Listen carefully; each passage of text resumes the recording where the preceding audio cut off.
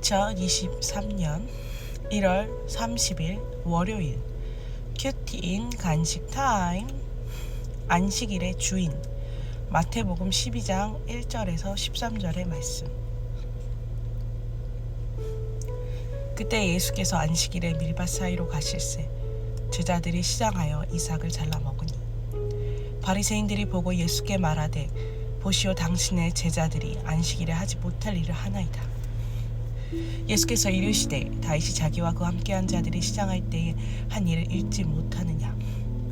그가 하나님의 전에 들어가서 제사장 외에는 자기나 그 함께한 자들이 먹어서는 안 되는 진설병을 먹지 아니하였느냐. 또 안식일에 제사장들이 성전에서 안식일을 범하여도 죄가 없음을 너희가 율법에서 읽지 못하였느냐. 내가 너희에게 이르노니 성전보다 더 큰 이가 여기 있느니라. 나는 자비를 원하고 제사를 원하지 아니하노라 하신 뜻을 너희가 알았더라면 무죄한 자를 정죄하지 아니하였으리라. 인자는 안식일의 주인이니라 하시니라. 거기에서 떠나 그들의 회당에 들어가시니 한쪽 손 마른 사람이 있는지라. 사람들이 예수를 고발하려 하여 물어 이르되 안식일에 병 고치는 것이 옳으니이까. 예수께서 이르시되 너희 중에 어떤 사람이 양 한 마리가 있어 안식일에 구덩이에 빠졌으면 끌어내지 않겠느냐. 사람이 양보다 얼마나 더 귀하냐. 그러므로 안식일에 선을 행하는 것이 옳으니라 하시고 이에 그 사람에게 이르시되 손을 내밀라 하시니 그가 내밀매 다른 손과 같이 회복되어 성하더라. 아멘. 본문 요약입니다. 안식일에 예수님의 제자들이 밀 이삭을 잘라 먹자 바리새인들이 그들을 비난합니다. 그때 예수님이 구약의 말씀을 예로 들어 바리새인들의 영적 무지함을 책망하시고 인자가 안식일의 주인임을 선포하십니다. 그리고 회당에 들어가셔서 한쪽 손 마른 사람을 고치시며 안식일에 선을 행하는 것이 옳다고 하십니다. 중보기도입니다. 안식일의 주인이 예수님이심을 고백하는 교사들을 통해 학생들이 참된 안식을 배우게 하옵소서. 본문 해설입니다. 안식일에 예수님의 제자들이 밀 이삭을 잘라 먹는 모습을 보고 바리새인들이 그들을 비난합니다. 우리가 안식일을 지켜야 하는 이유는 애굽의 종되었던 우리를 구원하신 하나님의 은혜를 기념하는 것에 있습니다. 하나님을 예배하는 것이 목적이 아니라 내 것을 지키려고 안식일을 지킨다면 안식일을 지키면서도 안식이 없는 촌극을 벌여줍니다. 알면서도 못 누리는 제자들도 몰라서 못 누리는 바리새인들도 안식일의 주인이신 예수님과 함께하는 것이 중요합니다. 예배 가운데 안식을 누리며 새 힘을 얻습니까? 아니면 내 것을 지키고 복받고자 예배를 드립니까? 하나님이 우리를 창조하신 뜻대로 구별되게 사는 것이 하나님이 원하시는 안식입니다. 인생의 목적은 거룩이고 결론은 구원이기에 구원을 모르면 아무리 열심히 안식일을 지키며 살아도 감사한 안식이 없습니다.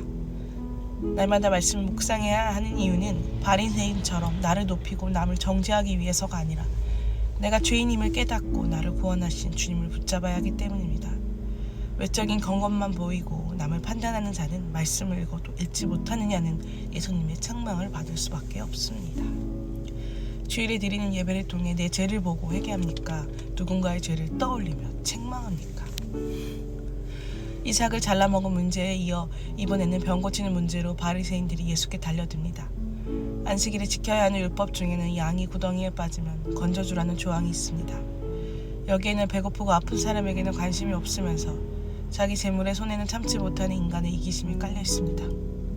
안식일에 선을 행하는 것이 옳으니라는 예수님의 말씀에서 선은 도덕과 윤리적인 차원의 선이 아니라 영혼 구원 차원의 선입니다. 따라서 이것은 사람을 살리는 일이 가장 옳은 일이라는 뜻입니다. 다른 사람들의 회복 소식을 듣고 기뻐합니까? 아니면 내가 회복되지 않은 것 때문에 기분 나빠합니까? 기도하기입니다. 내 것을 지키고 복받고자 율법적으로 주의를 지켰음을 회개합니다. 이제는 안식일의 주인이 예수님이심을 깨닫고 진정한 안식을 누리게 하옵소서. 예배를 통해 누군가를 정죄하거나 판단하지 않고 다른 사람의 영혼을 구원과 회복을 위해 기도하게 하옵소서. 묵상 간증입니다. 바리새인의 고발. 이시연. 모태 신앙이지만 하나님과 인격적인 만남이 없던 저는 제 마음대로 살아보겠다며 오랫동안 교회를 나가지 않았습니다. 그러다 유부남과 결혼을 준비하던 중에 우울증으로 힘들어 다시 교회에 다니게 되었습니다. 그리고 하나님의 크신 사랑과 용서를 체험하고 그와의 관계를 정리했습니다. 그 후 저는 신학대학교에 들어가 거기서 만난 신학생과 결혼을 약속했습니다. 그런데 결혼식을 앞두고 남자친구가 여러 여자와 교제하고 있음을 알게 되었습니다. 분노와 배신감에 휩싸인 저는 남자친구와 진흙탕 같은 싸움을 반복했습니다. 그러면서 그동안 내가 얼마나 말씀을 잘 따르며 하나님을 섬겼는데 하는 생색이 올라왔습니다. 그래서 바리새인들이 예수님의 제자들을 고발한 것처럼 제게 어떻게 이런 일이 있을 수 있냐며 주께 따져 물었습니다. 예수님을 문자적으로만 알았기에 악한 말로 남자친구를 비난했고 그가 용서를 맺자 하나님께 대한 불신앙을 감춘 채 행복을 쫓아 그와 결혼했습니다. 그러나 그 일이 여전히 해석되지 않는 고통 가운데 저는 큐티하는 공동체에 속해 하나님의 말씀을 듣게 되었습니다.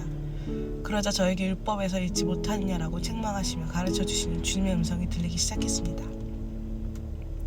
저도 남편과 같이 음란한 죄를 지은 자인데 외적인 경건만 신경 쓰며 남을 판단하고 정죄했음을 깨달아졌습니다. 나를 구원하신 주님의 은혜를 어느새 잊고 자비와 긍휼 없이 형식적인 예배만 드리고 있는 바리새인과 같은 저의 외식을 깊이 회개하게 되었습니다. 그래서 나 같은 죄인을 오래 참고 구원해 주신 주님이 남편 또한 구원으로 인도하실 것을 믿게 되었습니다.